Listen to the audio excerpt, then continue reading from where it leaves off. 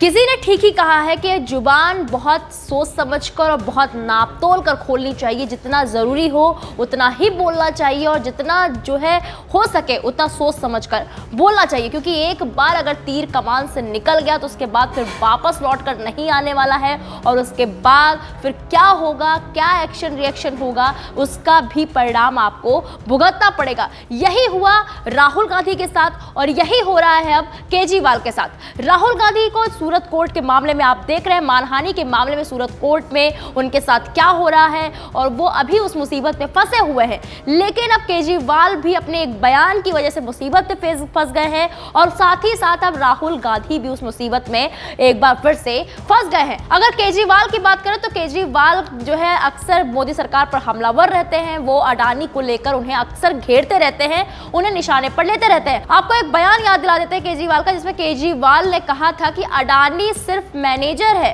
Front है और बाकी तो सारा पैसा अडानी में मोदी का लगा हुआ है। वो आप बयान सुनिए, उसके बाद आगे क्या कुछ पूरा मामला है जिसमें केजरीवाल फंस चुके हैं और साथ ही साथ राहुल गांधी भी उसमें फंसे हैं, वो आपको बताते हैं।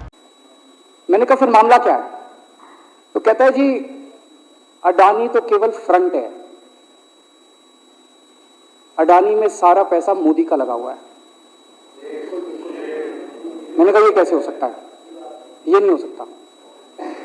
कहते हैं अडानी के अंदर सारा पैसा मोदी जी का लगा हुआ है, अडानी केवल फ्रंट है, अडानी तो केवल मोदी जी का पैसा मैनेज करता है, मैनेजर है।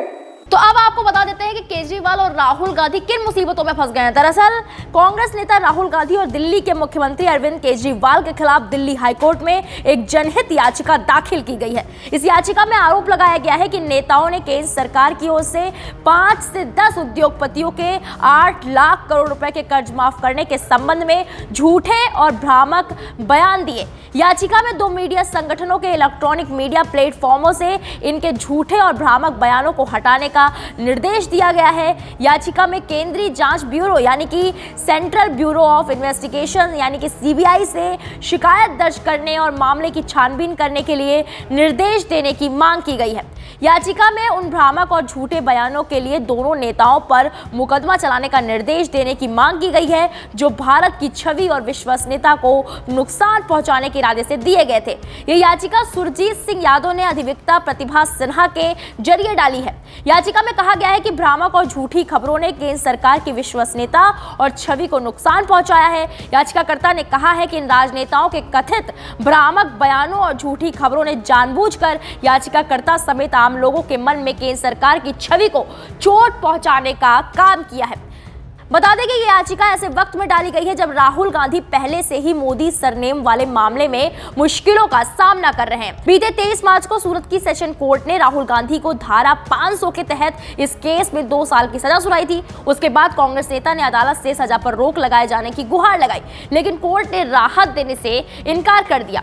उसके बाद राहुल गांधी ने मोदी सरनेम मानहानि केस में गुजरात हाईकोर्ट का दरवाजा खटखटाया। राहुल की ओर से सीनियर एडवोकेट अभिषेक मनु सिंघवी ने अपनी दलीलों में कहा था कि राहुल गांधी ने मर्डर नहीं किया है। अगर उनकी सजा पर रोक नहीं लगाई गई तो वो 8 साल तक चुनाव नहीं लड़ सकेंगे।